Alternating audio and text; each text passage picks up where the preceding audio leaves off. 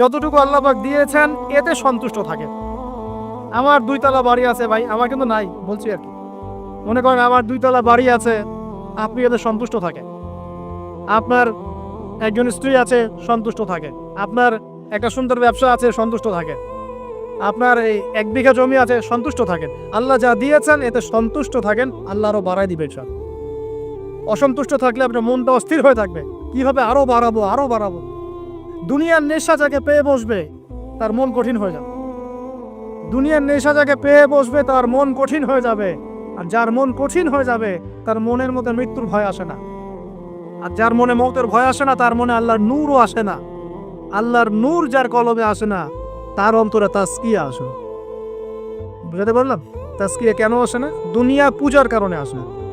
ব্যাস, যতটুকু আল্লাহ দিয়েছেন আমি সন্তুষ্ট। এটাকে কিভাবে আল্লাহর নিয়ামতের শুকরিয়া আদায় করা যায় এই চেষ্টা করতে হবে। বেশি বেশি আল্লাহর নিয়ামতের শুকরিয়া আদায় করবো ইনশাআল্লাহ, আল্লাহ পাক নিয়ামত বাড়িয়ে দিবেন ইনশাআল্লাহ। আল্লাহ বলেছেন লা ইন শাকারতুম লা আযীদান্নাকুম, তুমি খালি শুকরিয়া আদায় করো আমি নিয়ামত বাড়িয়ে দেব ইনশাআল্লাহ। আল্লাহ পাক আমাদের সবাইকে আল্লাহ পাকের নিয়ামতের শুকরিয়া আদায় করার তৌফিক দান করুন। মনের মধ্যে এই হিংসা, বিদ্বেষ, রিয়া, অহংকার দূর করার তৌফিক দান। সবার মধ্যে ভালো যেটা আছে নিয়ে নেবেন, খারাপটা ছেড়ে দিবেন। আর দুটো জিনিস বলে শেষ করে দিই, সেটা হলো অতিরিক্ত খাওয়া, অতিরিক্ত ঘুম, অতিরিক্ত কথাবার্তা বন্ধ করতে হবে। বুঝতে পারেন ভাই?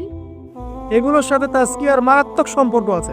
আমি নিজেও ফিল করতেছি। শোনেন, যেদিন খুব বেশি ভোজন হয়ে গেছে সেদিন ঘুম হয় বেশি, ইবাদতের স্বাদ কমে যায়, নামাজে উঠতে অলসতা লাগে। কথা কি ঠিক না বেটি? অলসতা লাগে। বেশি খাওয়া, বেশি ঘুমানো, বেশি হাসাহাসি করা, বেশি ঠাট্টা মশকরা করা, বেশি কথা বলা, বেশি মানুষের সাথে মেলামেশা করা, এগুলো কলবকে শক্ত করে ফেলে। এই কথাগুলো কিন্তু সরাসরি হয়তো কোনো জায়গায় এভাবে পাবেন না, কিন্তু আমি আপনাকে সাজিয়ে বুঝিয়ে বলার চেষ্টা করছি। বেশি বেশি কথা যারা বলে মন বাচাল, মন শক্ত হয়ে যায়। এখন তো বাচালতার যুগ চলছে। টিভি খুললেই টকশো খালি বক বক বক বক বক বক।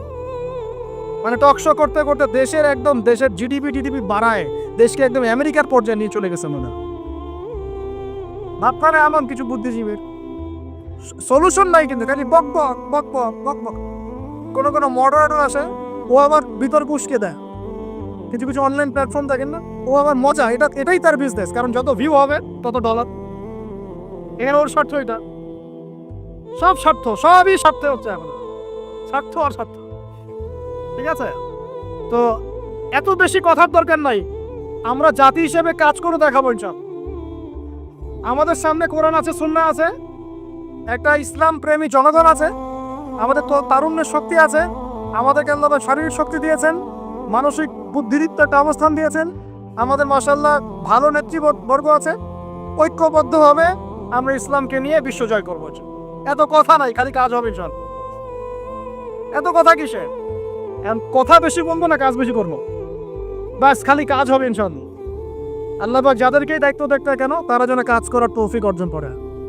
আমরা আমাদের শ্রম দিয়ে, মেধা দিয়ে আমরা জাতিকে সাহায্য করবো ইনশাআল্লাহ। আমরা তরুণ প্রজন্ম, আমাদের মেধা দিয়ে, আমাদের বুদ্ধি দিয়ে, আমাদের শ্রম দিয়ে আমরা ইনশাআল্লাহ তাআলা দেশকে সাহায্য করব, জাতিকে সাহায্য করবো ইনশাআল্লাহ। পারবো না ইনশাআল্লাহ? আমি বলি আপনারা বেশি বেশি পড়াশোনা করেন, বড় বড় পোস্টে যান, দেশের দায়িত্ব নেন, নিয়ে দেশকে এগিয়ে নেন ইনশাআল্লাহ। করা যাবে না ভাই ইনশাআল্লাহ? চ্যালেঞ্জ তো নিতে হবে। খালি বসে বসে সমালোচনা করলে হবে নাকি? খালি বসে বসে সমালোচনা করলে কাজ হবে নাকি? ও ওটা পারে না, সে এটা পারে না, ওই দল সেটা পারে না, সেই দল সেটা পারে না, এই করতে করতেই তো এই অবস্থা। আপনি করে দেখাচ্ছেন না কেন? আমরা করে দেখাচ্ছি না কেন? এবার ধর্মীয় অঙ্গনে দেখা যায় ওই আলেম এই ভুল, ওই আলেমের এই সমস্যা, ওই আলেম এই পারে না, ওই আলেম সেই পারে না। আরে ভাই, আপনি আলেম হচ্ছেন না কেন? আপনি আলেম হন, হয়ে কাজ করে দেখান।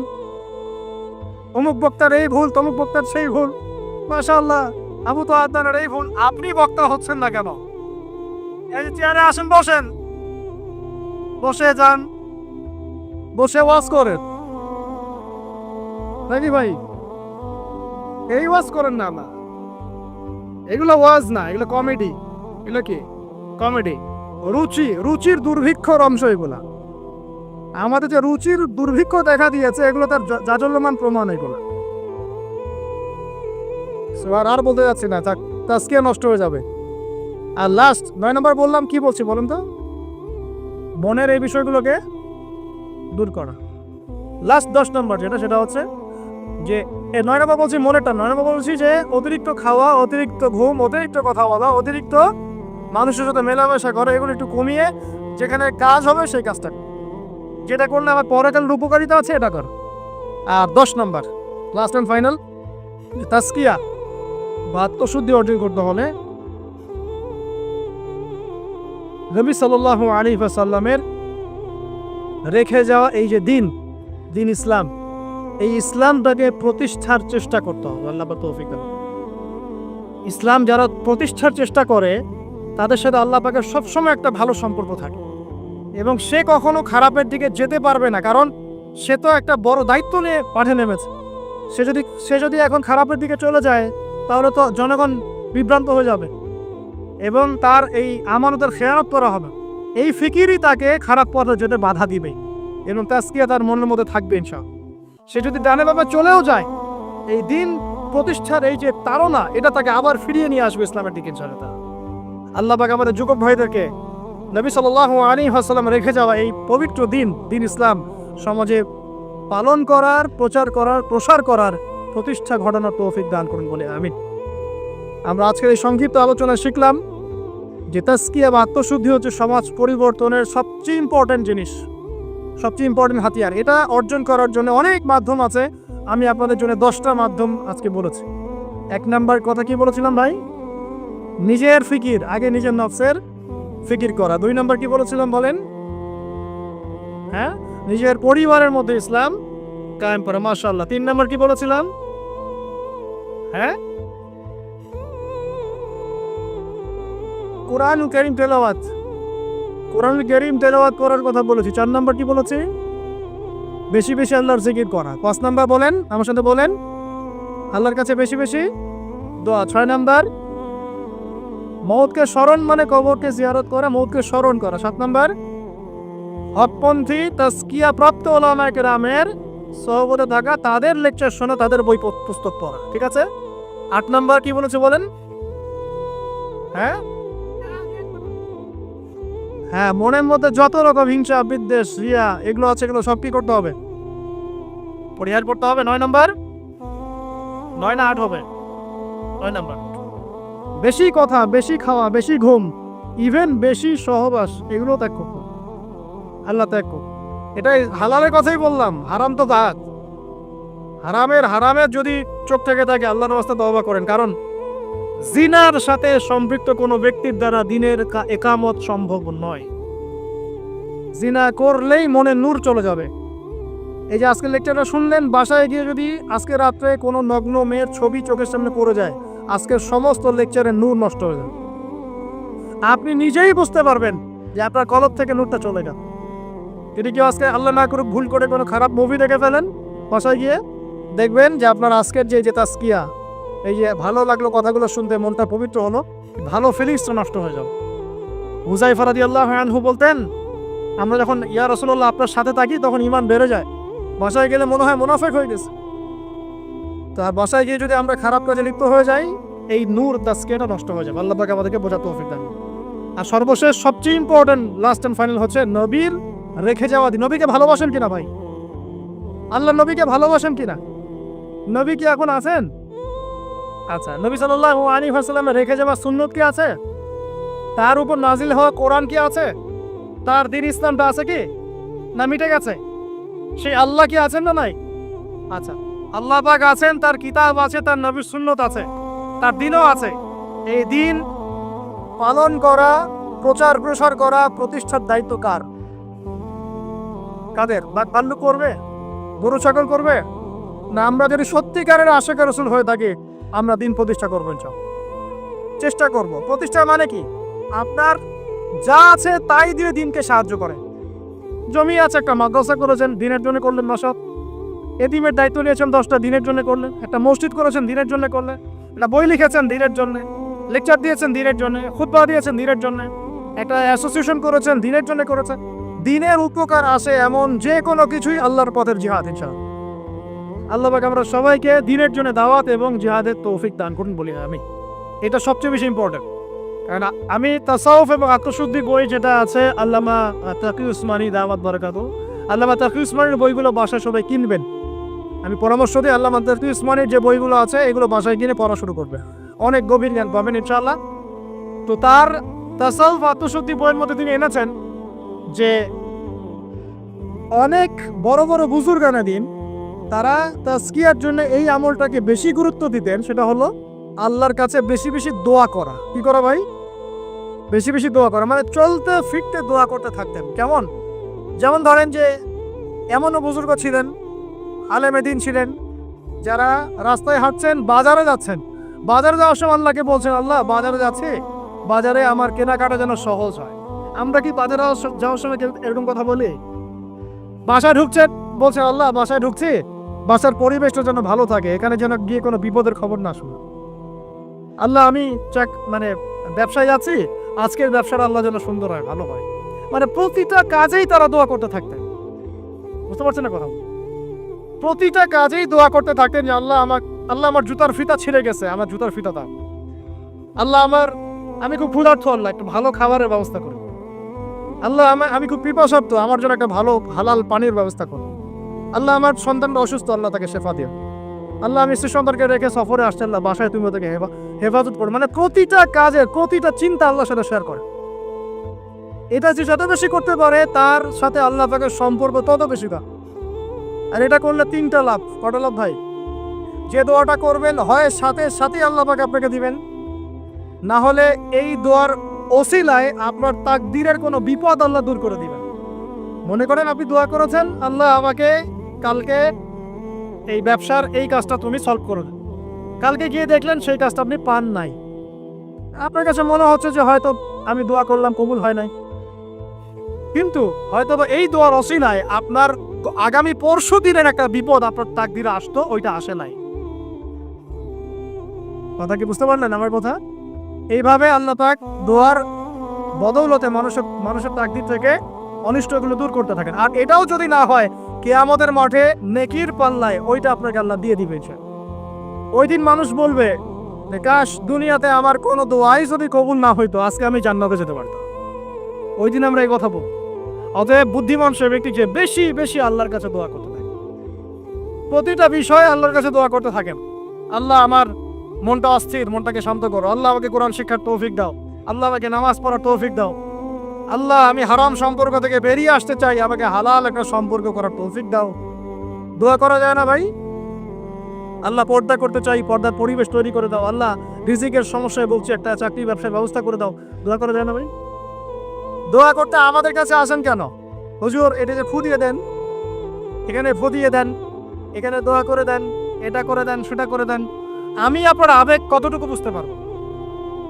আমার দরকার একটা জব, এই জব ছাড়া আমি চলতেই পারছি না। আপনার ওই চাহিদা তো আমি বুঝতে পারবো, আপনার চাহিদার ফিলিংসটাকে আমি বুঝতে পারবো। আপনার বাবা চলে গেছেন, বাবা হারানোর ব্যথা আপনি বুঝতে পারছেন, আমি খালি বলতে পারবো মুখ দিয়ে আল্লাহ আপনার বাবাকে মাফ করুন। আমি কি আবেগটা অনুভব করতে পারলাম? ওদের দোয়া সরাসরি আল্লাহর সাথে করার চেষ্টা করেন। আল্লাহ পাক এটাই বলেছেন যে ওয়াইদা সাআলাকা ইবাদি আন্নী ফাইন্নী করিব, যখন আমার বান্দারা আমার সম্পর্কে জিজ্ঞাসা করে, হে নবী বলে দিন আমি খুব কাছেই আছি। উজিবু দাওয়াতাদ দাঈ ইযা দাআন, যখন বান্দা আমাকে ডাকে, দোয়া করে, আমি সরাসরি তার দোয়া কবুল করি, শুনি। একদম ঘাড়ের রগ, এই যে ঘাড়ের রগের চাইতে আল্লাহ আমাদের কাছে আছেন। সুবহান। বাস আজকে ফিরে আসেন প্রিয় ভাই, আজকেই ফিরে আসেন, আল্লাহর কাছে দোয়া করা শুরু করেন। আল্লাহ পাক তৌফিক দান করুন। আর দোয়া কবুলের অনেক সময় আছে, এই যে ওয়াজ মাহফিলের সময়, হালাকার সময়, শেষ রাত্রে, তাহাজ্জুদে, ফরজ নামাজের আগে পরে, হ্যাঁ বৃষ্টি বর্ষণের সময়, অনেক দোয়া আছে, সময় আছে। এই সময়গুলোতে দোয়া করলে আল্লাহ দোয়া কবুল করবেন ইনশাআল্লাহ।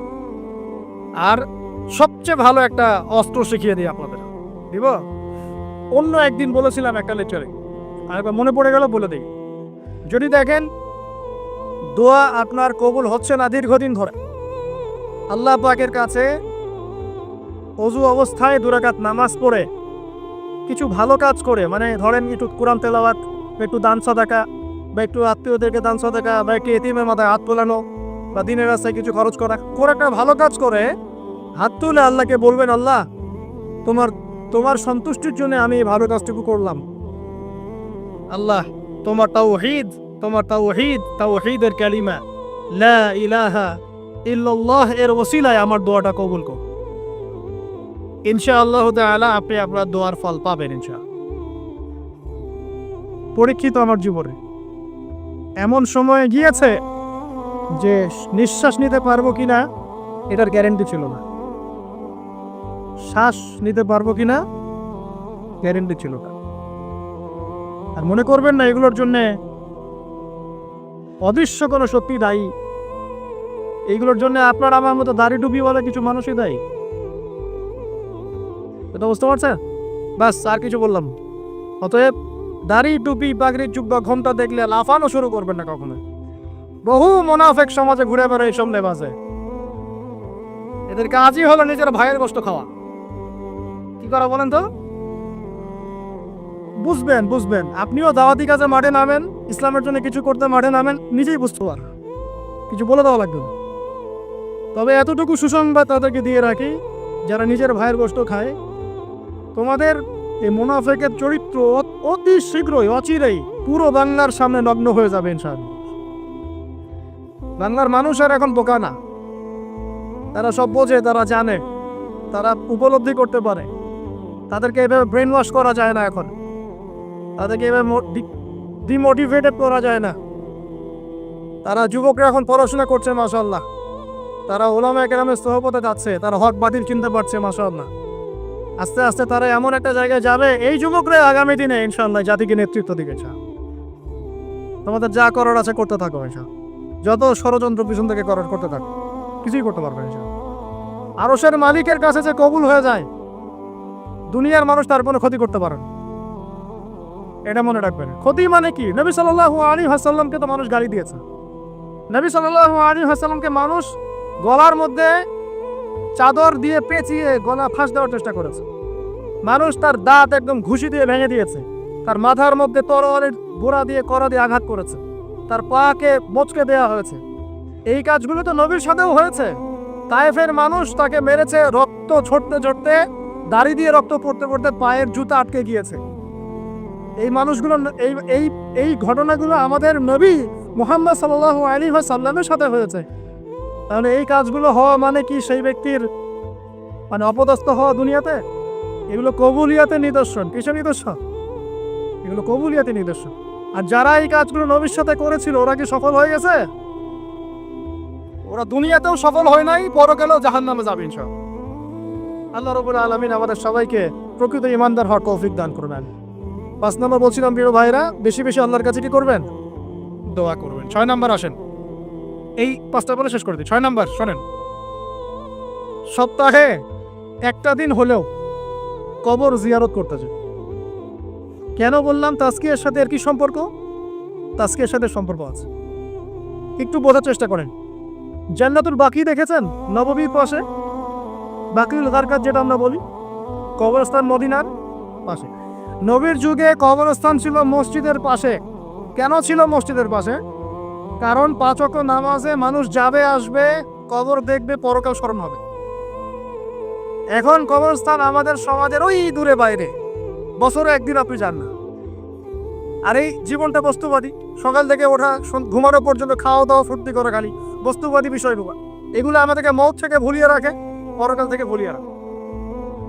তাই মাঝে মাঝে কবর জিয়ারত করলে আপনার কবর, এটা বন্ধ করো প্লিজ, মাঝে মাঝে কবর জিয়ারত করলে আপনার পরকালের কথা কি হবে? স্মরণ হবে। তখন আপনারও ফিকির হবে যে আমাকেও একদিন এখানে আসতে হবে এবং ইনশাআল্লাহ এই জন্য প্রস্তুতি গ্রহণ করা আমার উচিত। এই ফিকিরটা মনে হবে না? এখন কি মনে হয়? এখন মনে হচ্ছে না। আল্লাহ পাক আমাদের সবাইকে মাঝে মাঝে হলেও অ্যাটলিস্ট কবর জিয়ারত করে পরকালকে স্মরণ করার তৌফিক দান করুন। 7 নাম্বারটাও অনেক বেশি ইম্পর্টেন্ট, এটা শোনেন। 7 নাম্বারটা হচ্ছে বেশি ইম্পর্টেন্ট, এটাও। সেটা হলো আল্লাহওয়ালা কিছু মানুষ আছে দুনিয়াতে, আছে না? যে মানুষগুলো আত্মশুদ্ধি, যাদের মধ্যে আত্মশুদ্ধি আছে, যারা আল্লাহওয়ালা পরহেজগার, যাদের মধ্যে হিংসা বিদ্বেষ এই বিষয়গুলো খুব কম, এবং যারা কোরআন সুন্নাহ নিয়ে গবেষণা করেন, মানুষকে ভালো কিছু দেওয়ার চেষ্টা করেন, এই মানুষগুলোর সাথে সম্পর্ক রেখে তাদের সাথে সোহবতে চলবে না। তাদেরকে দেখে আপনি শিখতে পারবেন। সবকিছু বইপত্র পড়ে হয় না, কিন্তু ওলামায়ে কেরামের কাছাকাছি গিয়ে সোহবতে গিয়ে দিন শিখতে হবে। আল্লাহ পাক তৌফিক দান করুন।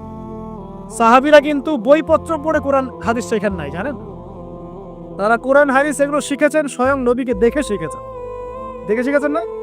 তার পরের জেনারেশন সাহাবীদেরকে দেখে শিখেছেন, তার পরের জেনারেশন তাবেঈদেরকে দেখে শিখেছেন, তার পরের জেনারেশন তাবেঈনদেরকে দেখে শিখেছেন। এইভাবে আস্তে আস্তে আস্তে আস্তে এই সিলসিলা চলে আসছিল। এখন আমরা কি করি? ইন্টারনেট দেখে শিখি। কি দেখে শিখি? একটা মাসআলা জানতে চান, বাস ঢুকলেন ইউটিউবে, ফেসবুকে, তখন দেখলেন ওই মাসআলা নিয়ে 10 আলেমের 10 রকম মন্তব্য, মাথা খারাপ হয়ে গেল, তাই না ভাই? তারপরে দেখেন যে অমুক যা বললো তমুকের বিরুদ্ধে। আর মাশাআল্লাহ কিছু ননসেন্স ইউটিউবার আছে, হ্যাঁ, কমন সেন্স মাই ননসেন্স, কিছু ননসেন্স কমন সেন্স হীন ইউটিউবার কিছু আছে, ফেসবুকের আছে, কি টাইটেল দেওয়া লাগবে সেটাও জানে। একটা হাদিস পড়ছিলাম, নবী করিম সাল্লাল্লাহু আলাইহি ওয়াসাল্লাম তিনি বলছেন যে লাম্মা ক্বাদাল্লাহুল খালক, যখন আল্লাহ রাব্বুল আলামিন এই মহাবিশ্ব সৃষ্টি করেন, তখন আল্লাহ রাব্বুল আলামিন কাতাবা কিতাবান, একটা কিতাব লিখেছেন, একটা কিতাব আছে আল্লাহর কাছে। কাতাবা কিতাবান ফাহুয়া ইনদাহু ফাওকাল আরশ, যেই কিতাবটা আল্লাহর নিজের কাছে আছে আরশের উপরে, সেখানে আল্লাহ পাক লিখে রেখেছেন। কি লিখেছেন? ইন্না রাহমাতি সাবাকাত গদাবি, প্রতিটা ক্ষেত্রেই আমার রহমত, আমার দয়া, আমার করুণা আমার গজবকে পরাজিত করেছে। মানে আল্লাহ রাব্বুল আলামিনের গজব এর উপরে আল্লাহ পাকের রহমত অবস্থান করছে। জীবনের কোনো ক্ষেত্রে হতাশ হওয়ার কোনো সুযোগ নাই। আজকে পারিবারিক ভাঙন বলেন, ব্যক্তি পর্যায়ের আত্মিক ধ্বংসই বলেন, সমাজের বিপর্যয় বলেন, যাই বলেন, পিছনে একটা বড় কারণ আছে। সেটা হলো আল্লাহ থেকে দূরে থাকা মানুষ, আল্লাহ থেকে হতাশ হয়ে যাওয়া। আর এই কাজটা শয়তান পড়িয়েছে মানুষকে আল্লাহ থেকে দূরে সরানোর জন্য। কিন্তু আল্লাহ রাব্বুল আলামিনের কাছে কেউ যদি যেতে চায়, মন থেকে যদি আল্লাহকে একটা বারও ডাকে, আল্লাহ তোকে এক ডাকের মাধ্যমেও তার গুনাহ মাফ করতে পারে। দুজন ব্যক্তির ঘটনা পড়লাম। একজন ব্যক্তি প্রচন্ড রকম আবেদ, প্রচুর ইবাদত করে। আপনারা জানেন ইবলিসও কিন্তু আবেদ ছিল, ইবলিস কিন্তু প্রচুর ইবাদত করেছে। এখন ওই ব্যক্তির একজন বন্ধু ছিল, এটা তো সেই বন্ধু পাপী ছিল, বিভিন্ন কবিরা গুনাহ করত। আর এই আবেদ ব্যক্তি বারবার তাকে নসিহত করত, গুনাহ ছেড়ে দাও, তুমি পাপ করছো, গুনাহ ছেড়ে দাও। তখন সেই ব্যক্তি যে পাপ করছে সে বলতো যে আল্লাহ কি তোমাকে আমার রক্ষক বানিয়েছেন? আল্লাহ কি তোমাকে আমার উপর দারোগা বানিয়েছেন? আমাকে আল্লাহর হাতে ছেড়ে দাও, আমাকে নসিহত করতে এসো না। একদিন এই আবেদ ব্যক্তি তার বন্ধুকে একটা জঘন্য পাপ করতে দেখল, এমন একটা পাপ যেটা দেখে তার মনে ধারণা আসলো এটা চরম জঘন্য একটা কাজ। তখন সে মুখ ফসকে বলে ফেলল যে আল্লাহ তোকে আর মাফ করবে না, আল্লাহ তোকে জান্নাত দিবে না। আল্লাহ রাব্বুল আলামিন মালাকুল মউতকে এই দুজনের কাছে পাঠালেন, দুজনের রূহকে কবজ করা হলো। এবার আল্লাহ পাক তার সামনে তাদেরকে উপস্থাপন করে বললেন যে তোমাকে আমার রহমত সম্পর্কে কে গ্যারান্টি দিয়েছে যে আমি কাউকে রহমত করব কি করব না? যাও, আমি তোমাকে জাহান্নামে পাঠালাম, ওই ব্যক্তি যে আমার রহমত প্রত্যাশা করেছে আমি তাকে জান্নাত দিয়ে দিলাম। দেখুন, এই হাদিসটা শুনলে মনে হয় বাহ্যিক হয়তো বা মুখের একটা কথার কারণেই সে জাহান্নামে চলে গেল। আসলে বিষয়টা এমন হয়। বিষয়টা আমি আপনাকে বোঝাচ্ছি, বিষয়টা হচ্ছে ইবলিসের মতো। ইবলিস কিন্তু শুধু মন থেকেই বলেনি যে খালাকতানি মিন নার ওয়া খালাকতাহু মিন তিন, আমি কেন তাকে সাজদা করব আদমকে, আদম তো মাটির তৈরি আর আমি তো আগুনের তৈরি। এটা ইবলিসের শুধু মৌখিক স্টেটমেন্ট ছিল না, কারণ কি ছিল? আবা ওয়াস্তাকবারা, সে উদ্ধত হয়েছিল, অহংকার প্রদর্শন করেছিল। ভিতর থেকে ইন্টারনালি সে অহংকারী ছিল, সে আন্ডারস্টিমেট করে কথাটা বলেছে, শুধু মৌখিকভাবে বলে নাই। কিন্তু ঠিক এই ব্যক্তির ঘটনা এমনই, সে মন থেকে অহংকারী হয়ে উঠেছিল, যদিও বা সে আবেদ ছিল। এখানে আমরা যারা প্র্যাকটিসিং মুসলিম হওয়ার চেষ্টা করছি, আমাদের জন্য এখানে নিদর্শন আছে। অচত নামাজ পড়েই ভেবে বসবেন না যে অনেক কিছু করে ফেলছি, এক চিল্লা দিয়ে মনে করে ফেলবেন না যে দিনের জন্য অনেক কিছু করে ফেলছে। একটা হজ করেছেন, ওমরা করেছেন, সিয়াম রেখেছেন, দিনের জন্য দান সদকা করেছেন, একটা মাদ্রাসা মসজিদ করেছেন, ভেবে বসবেন না আপনি সব অনেক কিছু করে ফেলেছেন এবং অন্যরা সব ককরোচ তেলা পোকা ওরা জাহান্নামে যাবে, এমনটা মনে করবেন না। জানি না আমরা যে কার আমলের কতটুকু আল্লাহর কাছে কবুল হচ্ছে। তো এখানে এই ব্যক্তির সমস্যা ছিল এই, সে নিজের আমলটাকে অনেক ভারী মনে করছিল এবং সে স্টেটমেন্ট দিয়ে ফেললো যে তোকে আল্লাহ পাক মাফ করবে না। এই একটা কথা মন থেকে বলার কারণে তার ইহকাল পরকাল দুটা বরবাদ হয়ে গেল, সে জাহান্নামে চলে গেল। ঠিক আরেক ব্যক্তির ঘটনা আছে এমন, এগুলো সবগুলো রেফারেন্স আছে। এক ব্যক্তি প্রচুর ইবাদত করত, আল্লাহ পাক তার ইবাদত করার জন্যে পাহাড়ের চূড়ায় একটা সুন্দর ব্যবস্থাও করে দিয়েছিলেন, সেখানে ডালিম গাছ হতো, ঝর্ণা আসতো, খাবারের কোনো অভাব নাই। হাদিস এসেছে 500 বছর সে ইবাদত করেছে। কত বছর? কিয়ামতের মাঠে এই ব্যক্তির অবস্থা এমন হবে, তাকে জান্নাতে প্রবেশ করানোর জন্য নিয়ে যেতে বলা হবে যাও আমার রহমতে জান্নাতে চলে যাও। আল্লাহ পাক তাকে কথাটা বলবেন, কিন্তু এই ব্যক্তি বলবে আমার আমলের কারণে আল্লাহ পাক বলবেন আমার রহমতে জান্নাতে চলে যাও। ব্যক্তি বলবে আমার আমলের কারণে। আল্লাহ রাব্বুল আলামিন তখন তাকে দেওয়া সমস্ত নেয়ামতগুলোকে এক পাল্লায় করবেন আর তার সমস্ত আমলকে আরেক পাল্লায় করবেন। কথা কি বুঝতে পারছেন? একটা চোখের যে নেয়ামত আল্লাহ পাকের, সমস্ত আমল ও 500 বছরের ইবাদত এতটুকু হয়নি। তারপর তাকে বলা হবে ওকে জাহান্নামে নিয়ে যাও। এবার জাহান্নামে যাওয়ার সময় সে বলবে আল্লাহ তোমার রহমতে আমাকে মাফ করে দাও। তখন আল্লাহ পাক তাকে আবার ডেকে নিয়ে আসবে, বলবেন যে তোমাকে যে আমি ইবাদত করার জায়গা করে দিয়েছিলাম, এটাকে তুমি নিজে করেছো না আমি করেছি? সে বলবে আপনি করেছেন। তোমাকে যে আমি সৃষ্টি করেছিলাম তখন কি তুমি কোন আমল করেছিলে? বলবে না। তাহলে তোমাকে যে সৃষ্টি করেছি আমি, এটা কি তোমার আমলের কারণে? না। তোমাকে সারা দুনিয়াতে এত নিয়ামত দিয়েছি, এটা কি তোমার আমলের কারণে? সে বলবে না। তখন তাকে জান্নাতে প্রবেশ করতে হবে। কিয়ামতের মাঠে এমন অনেক ঘটনা ঘটবে যেটা আমাদের চিন্তার বাইরে। আরেকজন ব্যক্তিকে ডেকে আনা হবে, যে ব্যক্তি একটা দুটা নয় বরং 100টা খুন করেছে। সে 99 জন মানুষকে হত্যা করার পর ফতোয়া খুঁজে বেড়াচ্ছিল যে আমার তওবা কবুল হবে কিনা। একজন আবেদের কাছে গিয়েছে। আবেদ আর আলেম কিন্তু এক জিনিস না। আবেদ মানে যে প্রচুর ইবাদত করে, তার জ্ঞান কম, সে শুধু জানে কিভাবে ইবাদত করতে হয়। আলেম হচ্ছে সে যে শরীয়তের গভীর জ্ঞান জানে, আবার ইবাদতও করে। আবার যারা জ্ঞান আছে আমল নাই, সেও কিন্তু প্রকৃত আলেম না। প্রচুর জ্ঞান আছে কিন্তু জ্ঞান অনুযায়ী আমল করে না, সেও কিন্তু প্রকৃত আলেম নন। এবার আসেন, তো এই আবেদের কাছে গিয়ে সে বলছে আমার কি ক্ষমা হবে? আমি 99টা খুন করেছি। সে বলল তোমার আবার ক্ষমা? তোমার ক্ষমা নাই। তখন এই ব্যক্তি এই আবেদকে হত্যা করে 100টা খুন পূর্ণ করলো, ওকেও সে মেরে ফেলছে। আমার ক্ষমাই হবে না তো তোর বেঁচে থাকে কি দরকার, তুইও মর। কি বুঝতে পারলেন? বর্তমান বিশ্বের উগ্র মাথার পলিটিশিয়ানদের মতো অবস্থা। আমার দেশের সমস্যা মানে এরকম একটা অবস্থা। তো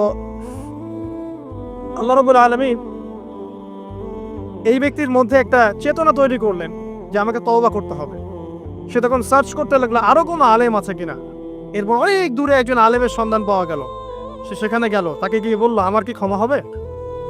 সে আলেম তাকে বললো হ্যাঁ তোমারও ক্ষমা হতে পারে, যাও তুমি ইস্তেগফার করো এবং এই এলাকা থেকে অন্য এলাকায় চলে যাও। মানে যে এলাকায় তুমি অনেকদিন ছিলে, যেখানে তুমি অনেক পাপ কাজ করেছো, এখানে থাকার দরকার নাই। তওবা করে তুমি অন্য কোথাও চলে যাও, নতুন একটা জীবন শুরু করো। এখানে থাকলে হবে কি, তোমার স্মৃতিগুলো তোমাকে তাড়িয়ে বেড়াবে, মানুষ তোমাকে খারাপ নজরে দেখতেই থাকবে, তুমি তখন কষ্ট পাবে। এই জন্য তুমি চলে যাও। তো চলে যেতে যেতে সে রাস্তায় ইন্তেকাল করে। এবার তার রূহ নিবে কে? এই জন্য দুদল ফেরেশতা আসছেন, জান্নাতি এবং জাহান্নামী। তাদের মধ্যে বাক বিতর্কটা হচ্ছে কে রূহ নিয়ে যাবে। তো জাহান্নামের ফেরেশতারা বলছেন সে এতগুলো খুন করেছে, তার রূহটা আমরা নিমনি। আর জান্নাতি ফেরেশতারা বলছেন না, সে তওবা করতে এসেছিল, অতএব সে আল্লাহর অভিমুখী হয়েছে, তার রূহটা আমরা নিব। আল্লাহ পাক এখানে একটা কৌশল করলেন। আল্লাহ পাক ফেরেশতাদেরকে বললেন তোমরা রাস্তাটাকে পরিমাপ করে দেখো, যেদিকে যাচ্ছিল তার পরিমাপ বেশি নাকি যেখান থেকে এসেছে ওর পরিমাণ বেশি? আল্লাহ পাক জমিনকে আদেশ করলেন, হে জমিন তুমি প্রশস্ত হয়ে যাও। এবার পরিমাপ করে দেখা গেল সে তওবার দিকে আসছিল, এর পরিমাণটা বেশি। এই একটা কাজের ওসিলা আল্লাহ পাক তাকে মাফ করে দিলেন। মনে রাখবেন, এটা মৌখিক বিষয় ছিল না, সে মন থেকে, ভিতর থেকে কিন্তু সে আল্লাহর প্রতি অনুভূত হয়েছিল। এই মনের বিষয়টা আল্লাহ ছাড়া কেউ জানে না। আপনি দেখতে পারেন সমাজে অনেকে দাড়ি, টুপি, পাগড়ি, জুব্বা সব লাগিয়ে ঘুরছে। তো বিশ্বাস করেন তাদের মনটা এমনও হতে পারে যে জানোয়ারের চেয়েও কুৎসিত, তেমনও হতে পারে। আবার আপনি দেখবেন সমাজে এমন অনেক মানুষ ঘুরছে যারা হয়তো অনেক পাপে লিপ্ত মনে হচ্ছে, কিন্তু মনের মধ্যে সততা আছে। আর যার মনের মধ্যে সততা আছে, আল্লাহ বা কোনো না কোনো দিন ইনশাআল্লাহ তাকে হেদায়েত দিবেন। এটা আমরা আমাদের অভিজ্ঞতা থেকেও দেখেছি। এমন অনেক মানুষকে আমরা দেখেছি যে ড্রাগ অ্যাডিক্টেড ছিল, মিউজিক করেছে,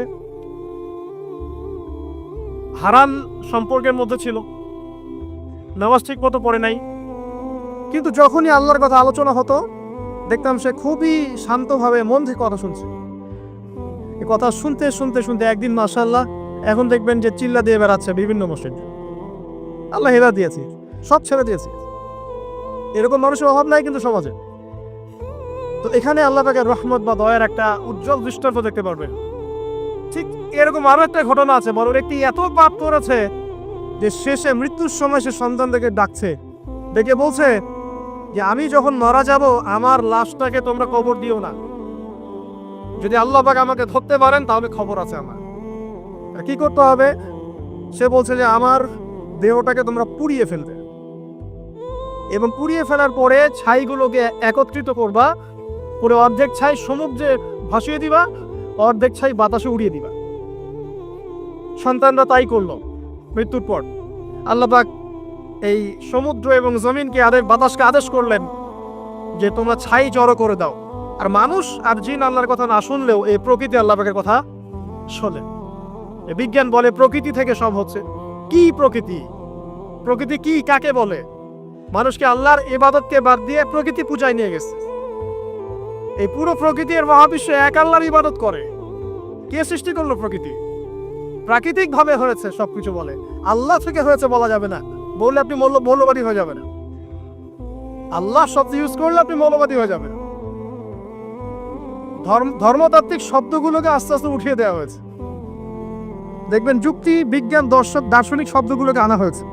এটাও টেকনিক্যালি করা হয়েছে। কোন সেকুলার মিডিয়াতে আপনি দেখবেন না ইনশাআল্লাহ বলছে। ইনশাআল্লাহ প্রমাণ করবে যে আপনি আস্তিক না নাস্তিক। তো প্রকৃতিকে আল্লাহ পাক আদেশ করলেন, এই সমুদ্র ছাই জড়ো করো, এই বাতাস ছাই জড়ো করো। তারা ছাই জড়ো করে দিল।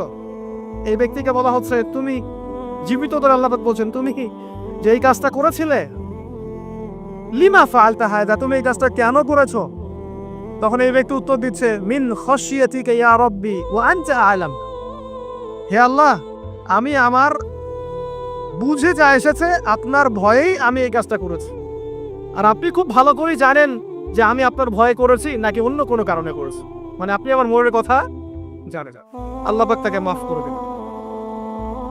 আপনাদেরকে আমি সেই ব্যভিচারী মহিলার কথাও মনে করাই, যে ছিল একজন প্রস্টিটিউট মহিলা, পতিতা।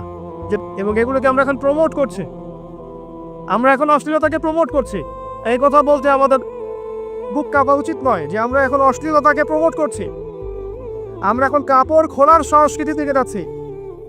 যে কাপড় খুলে দিয়েছিল ইবলিস। ইবলিস আমাদের বাবা মার কাপড় জান্নাতে খুলে দিয়েছিল, এটা কি জানেন? ফল খাওয়ার পরে এই ফল খেতে কে প্রবুদ্ধ করেছে? ইবলিস। গাছের কাছে গিয়ে ফল ভক্ষণ করার পর সর্বপ্রথম আমাদের পিতামাতার গা থেকে কাপড় খুলে পড়ে গেছে। তা আমাদের পিতামাতাকে মহাবিশ্বে নগ্ন করে দিয়েছে ইবলিস, আর তার অনুসারীরা এই জমিনে আদম সন্তানদেরকে নগ্ন করছে এখন। অতএব এই যে একটা ট্রেন্ড এখন চলছে, দেখবেন হারাম রিলেশনশিপকে মিডিয়ার মধ্য দিয়ে প্রমোট করা হচ্ছে, মনে হয় একটা স্বাভাবিক বিষয়। কোনো বিষয় না এটা, যে কেউ জেনাই করতে পারে। হালাল ভাবে যদি আপনি বিয়ে শাদী করতে যান তখন সমস্যা হচ্ছে। হালাল ভাবে যদি আপনি বিয়ে করতে যান তখন সমস্যা হচ্ছে, হারাম ভাবে আপনি যা ইচ্ছা তাই করতে পারেন, সমাজে কেউ কিছু বলছে না। এখন বলছে এগুলো স্বাধীনতা। সুবহানাল্লাহ, কোন স্বাধীনতা? স্বাধীনতা বলে কোনো শব্দ নাই মহাবিশ্বে। এই পুরো বিশ্বের সমস্ত মানুষ আল্লাহর অধীনে পরাধীন। এই বিশ্বে যত মানুষ বসবাস করছে এখন, এরা কেউই স্বাধীন নয়, না কেউ স্বাধীন ছিল না আছে না থাকবে, সবাই আল্লাহ পাকের দাসত্বের অধীনে পরাধীন। স্বাধীন সেই এই পৃথিবীতে যে ব্যক্তি শয়তানের তাবেদারি করে ও নফসের তাবেদারি করে, ও তো স্বাধীন, যা ইচ্ছা তাই করতে পারে। এই যে অশ্লীলতার প্রমোটিংটা চলছে, এটাকে পারিবারিকভাবে বন্ধ করতে হবে।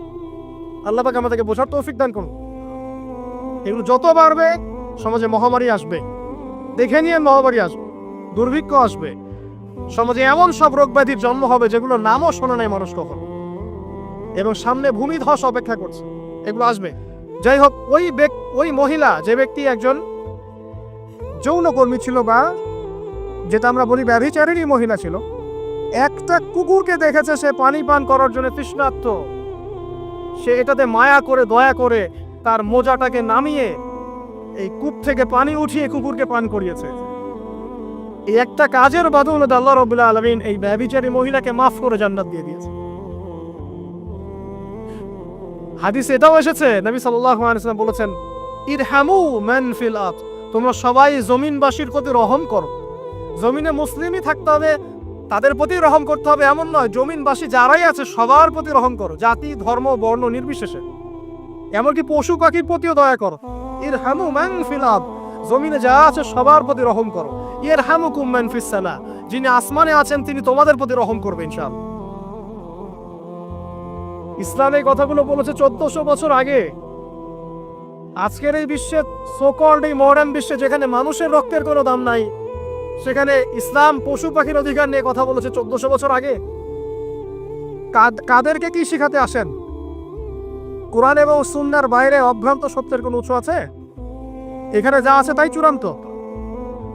মানতে চাইলে মানেন, না মানতে চাইলে জাহান্নামে যান, কেউ তো বাধ্য করছে না। লাকুম দীনুকুম ওয়ালিয়া দীন। আল্লাহ পাকের রহমত দেখেন। আরেকটা ঘটনা আছে এমন, একটা বিড়ালকে বেঁধে রেখেছিল এক মহিলা, খাবার দেয় নাই, কষ্ট দিয়েছে। এই একটা বিড়ালকে খাবার না দিয়ে কষ্ট দেওয়ার কারণে এই মহিলাকে আল্লাহ পাক জাহান্নামে পাঠিয়েছে। এরকম কত ঘটনা আছে, এই ঘটনাগুলো হাদিসের পাতায় বর্ণিত আছে। কোরআনে কি বলছে দেখো। কোরআনের আমি কয়েকটা পয়েন্ট আপনাদেরকে খালি বলছি, এটা নিয়ে আমি সকালে ভাবছিলাম। আল্লাহ পাক আদম আলাইহিস সালামকে সৃষ্টি করেছেন আমরা সবাই জানি। আল্লাহ পাক সূরা সাদের মধ্যে বলছেন ইবলিসকে, হে ইবলিস, তোমাকে কিসে বারণ করলো আদমকে সিজদা করতে, যে আদমকে আমি নিজের হাত দিয়ে সৃষ্টি করেছি। আল্লাহ রাব্বুল আলামিন যে আমাদেরকে এত যত্ন করে ভালোবেসে সৃষ্টি করেছেন, এটা কি আল্লাহ পাকের দয়ার নিদর্শন নয়? মহাবিশ্বের অন্য কোন মাখলুক সৃষ্টির ব্যাপারে আল্লাহ পাক বলেন নাই খলাকতু বিয়াদাই, আমি নিজ হাতে তাকে সৃষ্টি করেছি। শুধু সৃষ্টি নয়, সৃষ্টি করার পর আল্লাহ পাক তাকে সমস্ত নাম শিক্ষা দিয়েছে। এই যে জ্ঞান শিক্ষা দেওয়া, জ্ঞান, এটা আল্লাহ পাকের সবচেয়ে বড় নিদর্শনগুলোর মধ্যে অন্যতম। এবং আল্লাহ পাকের সবচেয়ে বড় দয়া, আমার মত এটা, মানব জাতির উপরে আল্লাহ পাকের সবচেয়ে বড় দয়াটা হচ্ছে কি জানেন? আল্লাহ পাক আমাদেরকে জ্ঞান শিক্ষা দিয়েছেন, ওহী নাজিল করেছেন। এটা সব কিছুর ঊর্ধ্বে। কারণ আপনি তওবা করবেন, জ্ঞান লাগবে। নামাজ পড়বেন, জ্ঞান লাগবে। রোজা রাখবেন, জ্ঞান লাগবে। যাকাত দিবেন, ইলম লাগবে। আপনি দিনে যে কোনো আমল করেন, ইলম লাগবে। জান্নাত জাহান্নামের পথ খুঁজে পেতে হলে ইলম লাগবে। দেশ চালাবেন, ইলম লাগবে। অর্থনীতি চালাবেন, ইলম লাগবে। ইলম ছাড়া কিছু নাই, ইলমের উপরে কিচ্ছু নাই। এই ইলমটা আল্লাহ পাক কাকে শিক্ষা দিয়েছেন? আদম আলাইহিস সালামকে। আমরা তো শিখেছি সমাজবিজ্ঞান বইগুলোতে যে আমাদের পূর্বপুরুষরা নাকি গুহায় থাকতো, আর গাছের ছাল পাতা খেয়ে থাকতো, তাই না? লতা পাতা খেয়ে থাকতো, গাছের ছাল পাতা খেয়ে থাকতো, পোশাক পরতো আর কি। বোগাস, দেওয়া মিথ্যা কথা। আল্লাহ রাব্বুল আলামিন সূরা বাকারা এবং সূরা আরাফ পড়ে দেখেন, আল্লাহ পাক বলছেন যে আদম আলাইহিস সালামকে আল্লাহ পাক সমস্ত নাম জ্ঞান শিক্ষা দিয়েছেন। মহাবিশ্বের যে প্রয়োজনীয় জ্ঞানগুলো আছে সেগুলো আল্লাহ পাক আদমকে শিখিয়েছেন আলাইহিস সালাম। ওয়াল্লামা আদামাল আসমাআ কুল্লাহা, আল্লাহ পাক আদমকে সমস্ত নাম শিক্ষা দিয়েছেন। আমাদের পিতা মাতারা মূর্খ ছিলেন না, তারা সৃষ্টি থেকেই জ্ঞানী ছিলেন। আদম আলাইহিস সালামের কোনো ছিল না, ছিল? বানান নাই। আপনার মধ্যে এই জ্ঞানটা আসছে কিভাবে? বাই ডিএনএ আপনি জ্ঞান পাচ্ছেন, কারণ আমরা আদম সন্তান। অনেক জ্ঞান আমাদের ভিতরেই আছে, এগুলো চর্চার মধ্যে দিয়ে, গবেষণার মধ্যে দিয়ে প্রস্ফুটিত হয় মাত্র। জ্ঞান ভিতরে আছে আমাদের। আমাদের পিতাকে জ্ঞানী করে বানানো হয়েছে। এই জ্ঞান শিক্ষা দেওয়াটা হচ্ছে আল্লাহ পাকের সবচেয়ে বড় দয়াগুলোর মধ্যে একটা। রহম করেছেন। শুধু তাই নয়, আদম আলাইহিস সালামকে এমন জ্ঞান শিক্ষা দিয়েছেন যে জ্ঞান ফেরেশতারা পর্যন্ত জানতো না। এটা কি দয়া নয়? এটা কি আদম সন্তানের প্রতি ভালোবাসা নয়? তারপরে সেজদা করিয়েছেন। মহাবিশ্বে অন্য কাউকে কি সেজদা করানো হয়েছে? কোরআনে কি এমন কোনো দলিল আছে যে আদম আলাইহিস সালাম ছাড়া অন্য কাউকে সব ফেরেশতারা সেজদা করেছেন? আছে? তাহলে এই যে সম্মান দেয় আল্লাহর পক্ষ থেকে, সম্মান কিসের ভিত্তিতে সম্মান? শারীরিক ক্ষমতার ভিত্তিতে? সম্মানটা কি কারণে? জ্ঞানের কারণে, ইলমের কারণে, জ্ঞানের কারণে সম্মান। এই সম্মান দেওয়াটা কি আল্লাহ পাকের রহমত এবং দয়ার নিদর্শন নয়? অতএব সম্মান পেতে হলে, আল্লাহ রহমত পেতে হলে সেই জ্ঞানের চর্চায় আবার ফিরে আসতে হবে। আপনি যদি আজও সেই ওহির জ্ঞানের চর্চা করেন, আল্লাহ পাক এই পৃথিবীবাসীর বুকের মধ্যে আপনার জন্য সম্মান পয়দা করে দিবেন ইনশাআল্লাহ। দেখেন, ওই সেই জ্ঞানী যদি আপনি এখনো চর্চা করেন, আজও আপনি সম্মানিত হবেন ইনশাআল্লাহ। ব্যক্তি চর্চা করলে ব্যক্তি সম্মানিত হবে, একটা পরিবার চর্চা করলে ওই পরিবার সম্মানিত হবে, একটা সমাজ যদি চর্চা করে সেই ওহির জ্ঞান, ওই সমাজ সম্মানিত হবে। একটা দেশে যদি আপনি ওই ওহিভিত্তিক জ্ঞান ছড়িয়ে দেন, পুরো দেশকে আল্লাহ পাক সম্মানিত করবে ইনশাআল্লাহ, পুরো জাতিকে সম্মানিত করবে ইনশাআল্লাহ। আরো সামনে যান। এই যে আদম এবং হাওয়া আলাইহিস সালাম গাছের কাছে চলে গেলেন, ফল খেয়ে ফেললেন, কারণ আমরা আদম সন্তান, ভুল করি। আল্লাহ পাক সাথে সাথেই বহিষ্কার করে দিয়েছেন? না, আল্লাহ পাক তওবা করার জন্য কালিমা শিখিয়ে দিয়েছেন। সুবহানাল্লাহ। তাদের কালিমা জানা ছিল না। আল্লাহ পাক বলছেন ফাতালাক্কা আদম মির রাব্বিহি কালিমাত। আল্লাহ পাকের কাছ থেকে আদম আলাইহিস সালাম কিছু বাক্য শিখে নিলেন, যেই বাক্য দিয়ে ফাতাবা আলাই, সে আল্লাহর কাছে তওবা করল। কোন সেই বাক্য? সূরা আরাফে আছে, রব্বানা যালামনা আনফুসানা ওয়া ইল্লাম তাগফির লানা ওয়া তারহামনা লানাকুনান্না মিনাল খাসিরিন। এই দোয়া কে শিখিয়ে দিয়েছে? আল্লাহ। এই তওবার বাক্য যে শিখিয়ে দেয়, এটা কি দয়ার পরিচয় নয়? আমরা আল্লাহর কাছে ফিরে যাব, তওবা করব, ইস্তেগফার করব, এই জ্ঞানটা শিখিয়ে দেয়া কি আল্লাহ পাকের দয়ার পরিচয় নয়? না, আমরা কিভাবে ক্ষমা চাইতাম না? কিভাবে ক্ষমা চাইলে আল্লাহ পাক সমস্ত গুনাহ মাফ করবেন, এই পদ্ধতিগুলো বলে দেয়া কি আল্লাহ পাকের দয়ার পরিচয় নয়? তারপর সামনে যান। পৃথিবীতে নামিয়ে দিয়ে আল্লাহ পাক ক্ষান্ত হয়ে যাননি। আল্লাহ রাব্বুল আলামিন আসমান থেকে হেদায়েতের গ্রন্থ পাঠিয়েছেন, বলেছেন এই গ্রন্থের মধ্যে যা আছে মেনে চললে তোমরা আবার জান্নাতে ফিরে আসবে ইনশাআল্লাহ। আল্লাহ পাক আদম এবং হাওয়া আলাইহিস সালাম এবং আদম সন্তান সবাইকেই সৃষ্টি করেছেন, উদ্দেশ্য হচ্ছে আল্লাহ পাক আমাদেরকে জান্নাত দিতে চান। আল্লাহ পাক চান যে আমরা যেন জান্নাতে যাই। যদি আমরা জান্নাতে যেতে না পারি পরকালে, একটা কারণে যেতে পারবো না, অনলি একটা কারণ, সেটা হলো আমাদের নিজের দোষে। একটা কারণ। যারা জাহান্নামে যাবে মানুষ এবং জিনদের মধ্যে, নিঃসন্দেহে মহাবিশ্বে তারা ছাড়া জাহান্নামে যাওয়ার উপযুক্ত কেউ ছিল না। ও জাহান্নামে যাওয়ার উপযুক্ত ছিল বলেই আল্লাহ পাক তাকে জাহান্নামে পাঠাবেন। আর যারাই জান্নাতে যাবে প্রত্যেকেই শুধু আমলের বদৌলতে যাবে না, বরং আল্লাহ পাকের রহমতেই যাবে। কেউই তার আমল দিয়ে জান্নাতে যেতে পারবে না। আল্লাহ পাকের রহমত যাদের উপরে বর্ষিত হবে তারাই জান্নাতে যাবে ইনশাআল্লাহ। কে আমল দিয়ে যেতে পারবে না। যত আমলই করি বলা যাবে না এই আমলের বদৌলতে জান্নাতে যেতে পারবো। আল্লাহ পাক দয়া না করলে হবে না।